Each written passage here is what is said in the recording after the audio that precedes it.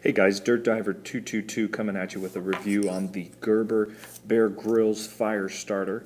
Now, a lot of people have probably made this assumption. I haven't really read anything on it, but I've actually seen, the first thing I thought of was, hey, same thing as a Strike Force. It just has, Bear Grylls on there. And to be perfectly honest, part of the reason I like survival and things like that all started with Bear Grylls.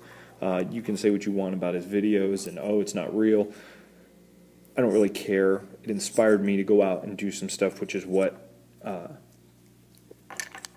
which is, more than I can say for the people that give him guff and still haven't done anything. The Bear Grylls Survival Fire Starter is actually pretty nice. It's a small, compact thing, much smaller than the Strike Force. Now, I have the Blast Match, and this is roughly a little bit thinner in circumference than the Blast Match. But, just for all those who are thinking, oh, it's the same thing as the Strike Force, no. It is a much smaller diameter. I'll be honest, I think it's almost the same size striker bar, but to be perfectly frank, it is not the same. Now, it does throw some wicked nice sparks. I really, really like this. One of the things I liked was it gave a really good whistle. That's a loud whistle. This thing, it'll make dogs cry. It's a great rescue whistle. And, something with redundancy. I have a jet scream whistle that I keep in a kit, but to be honest with you, and another whistle on my personal survival kit, but let's be frank, redundancy is your best friend out in the woods, especially since, they say the best knife you have is the one you have on you. The best survival kit that you can have is the one that you would have with you. One of the things I like is it gives you these wonderful little markings on here that are alpine ground-to-air ways of communicating as far as using even rescued for a plane for Morse codes, SOS, doing the signals for rescue.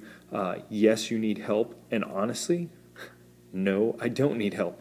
That's probably one of the ones that a lot of people forget. You see, we're out there practicing bushcraft or survival or whatever you can think of, and to be honest,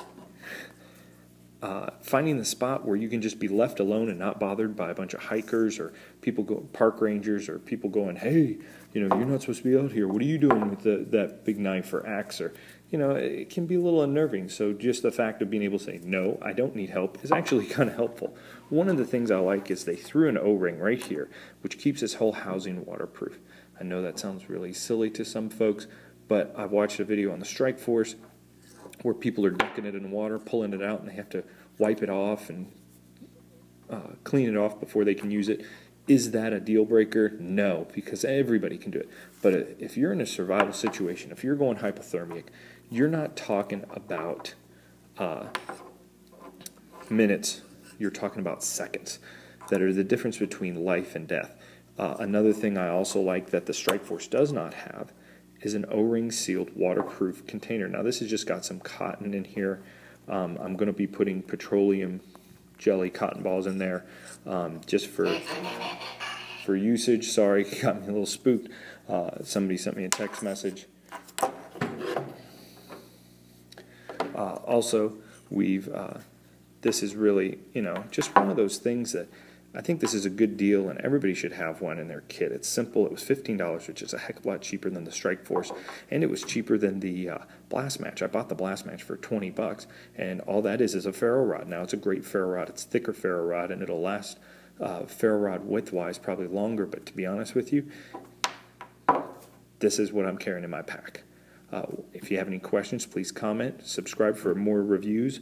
Should have an intro video coming up with me getting a little dirt time so that you can see I'm just not all talk. Thank you, guys. YouTube, take care.